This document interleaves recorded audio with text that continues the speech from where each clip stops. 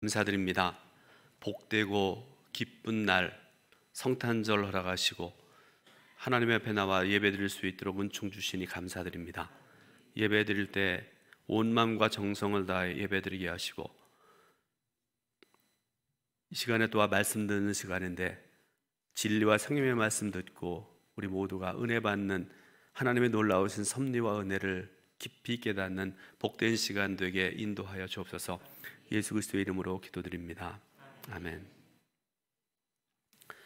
세상에 많은 사람들이 성탄절을 즐거워하고 기념하고 살아갑니다. 이런 현상에 대해서 어떤 성도들은 특히 안 믿는 사람들이 성탄절에 이리저리 왔다 가고 술 먹고 그렇게 떠들고 이렇게 살아가는 그런 모습을 보고서 이런 얘기들을 하죠. 자기들과 성탄절이 무슨 상관이야? 또 어떤 사람은 저들이 성탄의 의미를 알기나 하고 술 먹고 춤추고 타락하고 그렇게 성탄을 지내느냐, 이렇게 질문하는 분들이 있을 겁니다. 여러분 어떻게 생각을 하세요? 이 질문에 대한 그 답을 좀 제가 나름대로 생각을 해봤는데, 성탄절이 자기들과 무슨 상관이야 라는 그런 질문과 생각에 대해서 상관이 있다, 저는 그렇게 말씀드립니다. 예수님이 성탄하신 것은 저와 여러분 같은 이미 예수를 나의 것으로 믿고 믿음으로 살아가는 성도들을 위한 성탄이기도 합니다. 그렇지만 세상의 모든 사람들, 곧 주님을 알지 못하는 사람까지도 구원하시기 위해서, 생명 주시기 위해서 예수님께서 이 땅에 태어나신 줄로 믿으시길 바랍니다. 두 번째 말씀드렸죠. 성탄의 의미를 알기나 하고 술 먹고 춤추고 타락하고 성탄절을 지내는가, 이런 비난을 하는 여러분들에게 제가 반대로 하나 질문을 해보려고 합니다. 여러분은 성탄의 의미를 잘 알고 계세요? 또 하나, 술과 타락과 춤은 제외하고라도, 그리고 그 의미를 알았으면, 성탄의 의미를 알았다면 그 성탄의 뜻을 실천하고 살아가는 여러분 되십니까? 세상에 많은 사람들이 성탄절을 기억하고 어떤 사람들은 즐기고 타락하고 그렇게 살아가는데, 분명한 사실은 이 성탄절을 특별한 날로 기억하는 사람들은 바로 저와 여러분들입니다. 예수 그리스도를 나의 구주로 믿고 고백하고 살아가는 사람들, 곧 그리스도인들입니다. 성도가 자신이 그리스도를 믿는 믿음의 대상자인 예수님의 탄생을 기억하고 또 그분을 사랑하고 기념하는 것은 지극히 당연한 일일 수 있습니다. 그런데 예수님의 탄생은 왜 이렇게 수많은 사람들의 마음을 사로잡을까? 믿는 사람이든지 안 믿는 사람이든지 열심히 있는 사람이든지 열심히 좀 없는 사람이든지 다 성탄되면 들떠 살아가지 않습니까? 이 질문에 대한 답은 성탄절의 몇 가지 역설 안에서 우리가 발견되어지는데요. 원래 여러분이 성탄이라는 것은요, 우리가 성탄 축하하고 기뻐하고 감사하고 그렇게 얘기하지만 여러분 가만히 한번 생각을 해보세요. 이 성탄은요 원래 비극 중에 비극입니다. 왜 그분이 오셨고 그분이 어떻게 살아셨고 그리고 그분의 생애가 어떻게 되었는가를 아시는 분들은 비극이라는 거 여러분 이해가 되시잖아요. 그런데 어쨌든지 간에 예수님의 이 탄생은 온 세상에 기쁨이 가득한 그런 이야기가 되어졌습니다. 그래서 이 시간에 먼저 예수님의 탄생 이야기에 대해서 잠깐 여러분들에게 말씀드리려고 그러는데요. 지금부터 2000년 전 당시 유대 사회에서 마리아가 결혼도 하기 전에 임신하게 되고 아기를 출산합니다. 그런데요, 이런 마리아의 행위는요 돌에 맞아서 죽임을 당해야 될 엄청난 그런 사건이죠. 하지만 마리아가 자신의 사촌인 엘리사벳에게 이 믿어지지 않은 소식을 전하기 위해서 찾아갔을 때 엘리사벳이 어떻게 하는가 하면요, 즉시로 하나님께 영광을 돌리고 마리아에게 임한 축복을 찬양하기 시작합니다. 그러고 난 다음에 또 마리아도 화답합니다.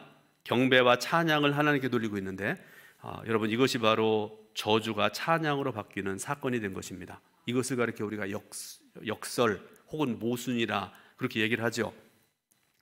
예수님의 탄생은 이것 외에도 몇 가지 역설이 또 있는데, 예를 들어서 높은 곳에서 영광받기에 합당한 천사가 유대 사회에서 가장 낮은 계층인 목자들에게 성탄의 탄생을 알려준 것이라든지, 또 하나 아기 예수가 동족 유대인인 여관 주인에게는 외면을 당한 반면에 이방인이었던 동방 박사들에게는 오히려 경배를 받는 그런 장면도 역설 중의 역설입니다. 그런데 그 어느 역설보다도 가장 두드러지고 눈에 띄는 성탄의 역설이 있는데, 그것은 바로 아기 예수가 탄생할 때의 주변 환경입니다. 비천한 곳에 태어난 예수 그리스도, 이분은 만왕의 왕이시고요, 만유의 주님이십니다. 마구간에 계시는 하나님이십니다. 이것이 바로 하나님이 우리와 함께 하시는 임마누엘이라는 성육신의 역설입니다. 사실 예수님의 탄생 이야기를 살펴보면 성경 저자들은 이런 역설을 알고 있었을 뿐만 아니라 이런 사실을 강조해서 기록해가고 있는 것을 볼 수가 있습니다. 그래서 누가복음에 나타난 성탄의 역설을 한번 몇 가지를 말씀드리려고 그러는데, 누가복음 1장 1절부터 7절 말씀 보면 오늘 읽은 본문 말씀 중에 한 부분이죠.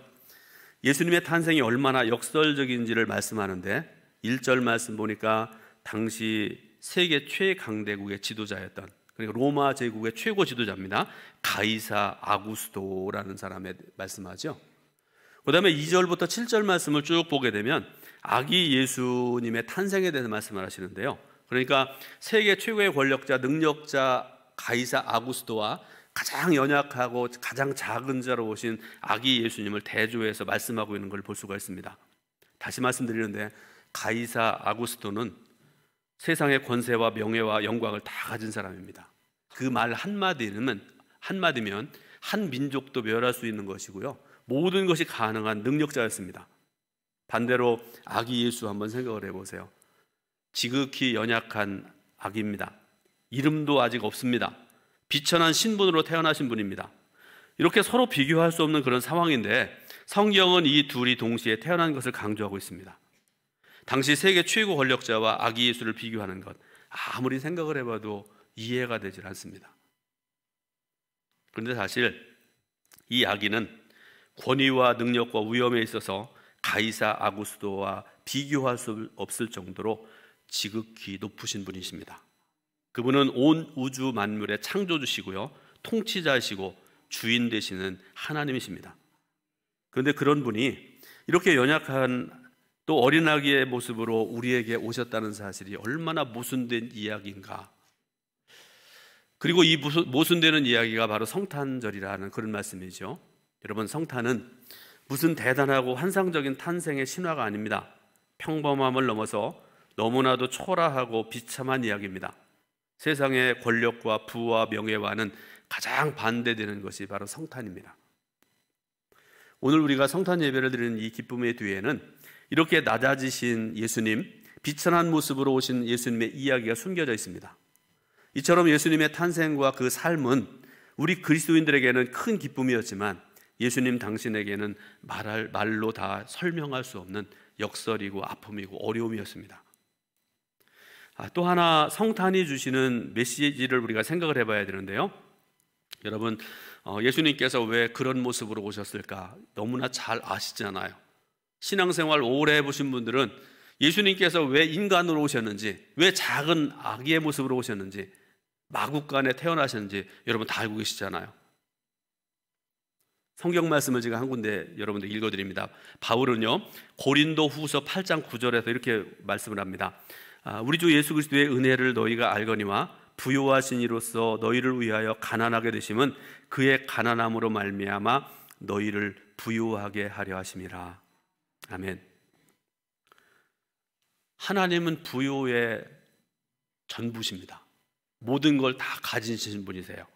그런데 부요하신 하나님 예수님께서 스스로 가난하게 되신 이유는 그 예수님의 가난하심을 통해서 저와 여러분들이 부유해지도록 그렇게 하셨다, 그런 말씀이죠.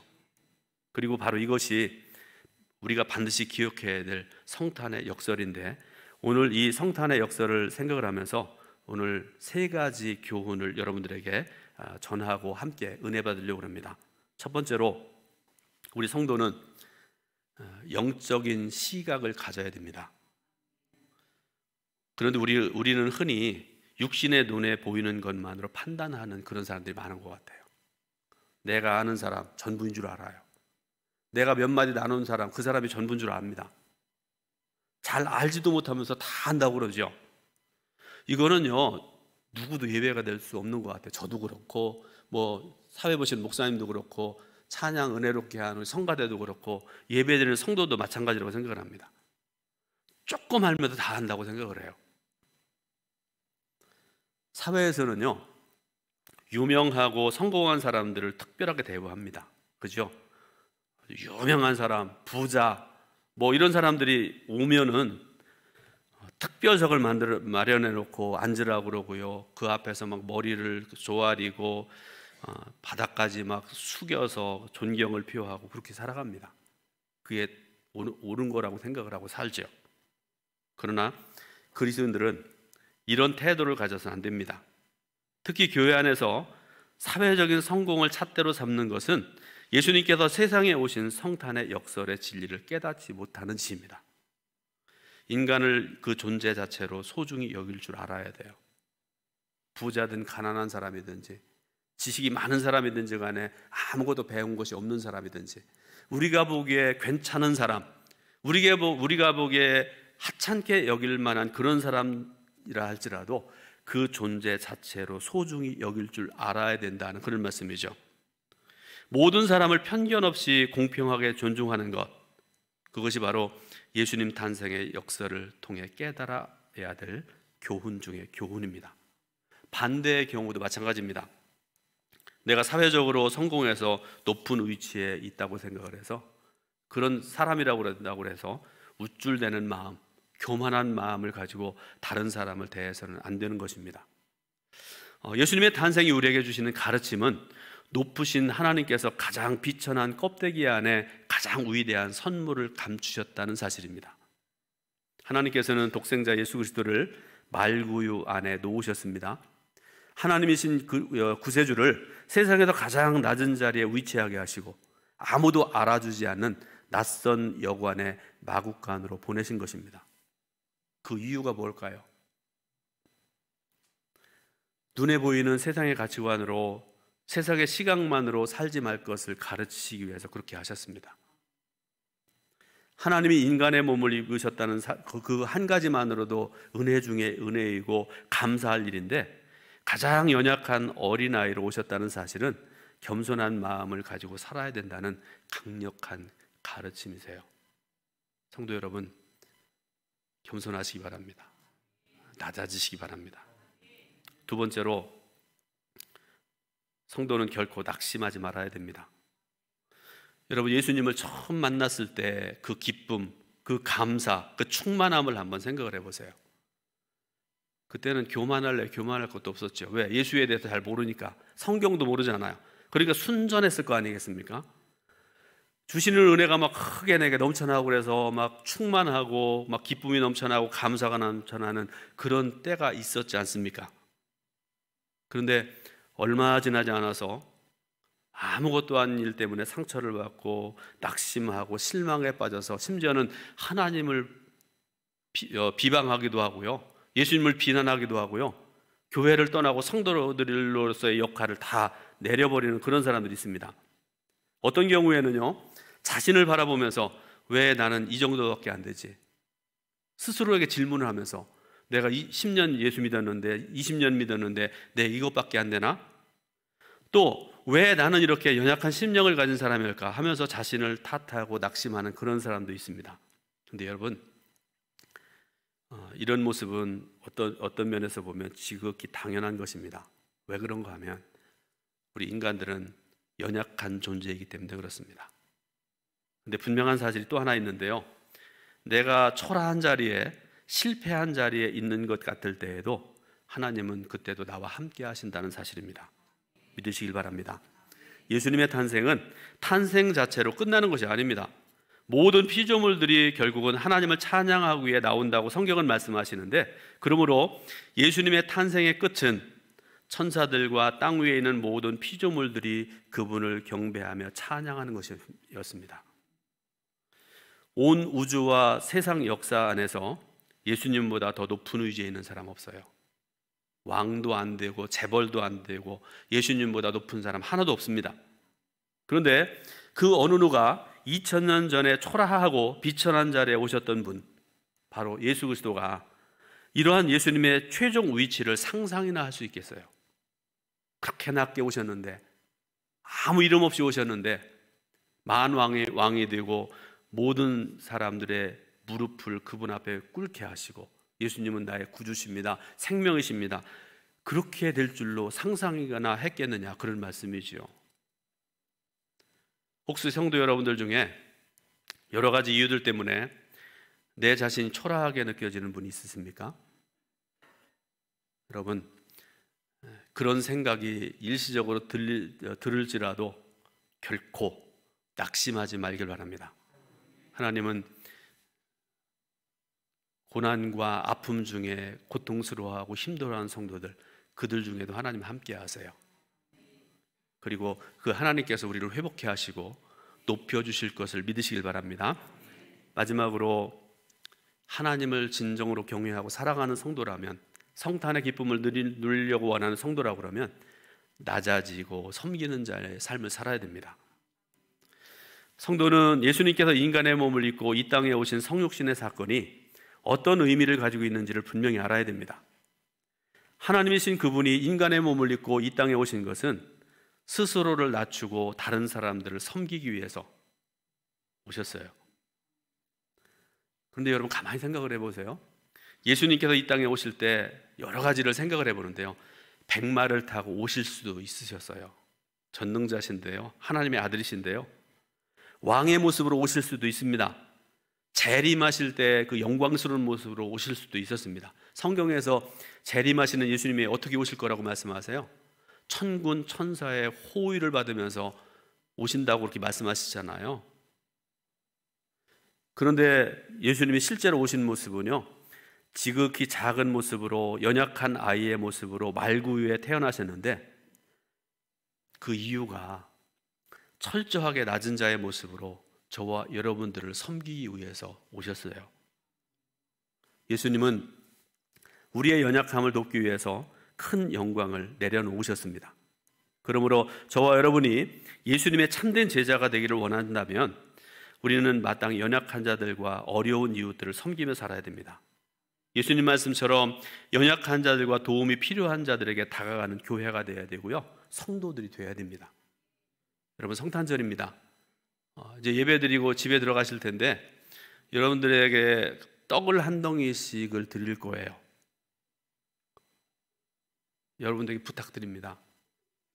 그 떡 내가 먹고 싶은데 이웃에게 나눠줘도 좋아요. 여러분들 또 돈이 좀 있는 분들은요, 봉투 하나 이렇게 해서 거기다가 좀 10,000원을 넣든지 50,000원을 넣든지, 돈 많으신 분들 100만 원 넣으세요. 그리고 가난한 이웃에게 좀 한번 나눠주시기 바랍니다. 또 여러분들 집에서 만든 맛있는 음식이 있으면 좀 나누시고요. 결론을 맺습니다. 그러므로 성탄의 역설적인 의미를 깨닫는 저와 여러분들이라고 그러면 예수님이 찾아가셨던 초라한 곳, 아무도 찾아주지 않는 소외된 곳, 아픔과 고통이 있는 곳으로 내려가시길 바라고요, 낮아지시길 바라고 그들과 함께하는 성탄절이 될 수 있길 바랍니다. 그래서 2021년 성탄절, 정말 어려운 시대를 지금 우리가 살아가고 있는데, 그러나 우리의 마음속에는, 우리의 삶 속에는 기쁨이 넘쳐나고 주님의 축복이 넘쳐나는 그런 성탄절 되시기를 주님의 이름으로 축원드립니다. 기도하겠습니다. 하나님, 감사드립니다. 예배드리게 하신 하나님, 저희들에게 사랑하셔서 말씀 주셔서 말씀을 듣고 깨닫고 실천하고 행할 수 있는 은혜 주시니 감사드립니다. 말씀대로 하나님께서 기뻐하시고 아름다워하시는 그런 모습으로 살아가는 우리 동두천 교회와 성도들 모두가 될 수 있도록 인도하여 주옵소서. 예수 그리스도의 이름으로 기도드립니다. 아멘.